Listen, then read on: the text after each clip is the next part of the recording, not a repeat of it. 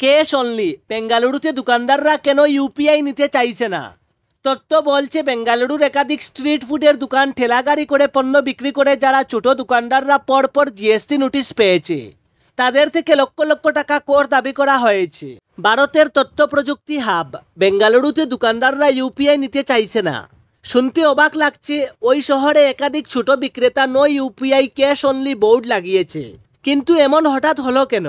তথ্য বলছে বেঙ্গালুরুর একাধিক স্ট্রিট ফুডের দোকান ঠেলাগাড়ি করে পণ্য বিক্রি করে যারা ছোট দোকানদাররা পরপর জিএসটি নোটিশ পেয়েছে, তাদের থেকে লক্ষ লক্ষ টাকা কর দাবি করা হয়েছে।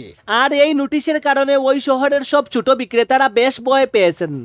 আর এরপরেই অনেকে ক্যাশ পেমেন্ট করার দিকে বেশি করে ঝুঁকছেন, যাতে ইউপিআই এর মাধ্যমে আর্থিক লেনদেন জিএসটি কর্তৃপক্ষের নজরে না আসে।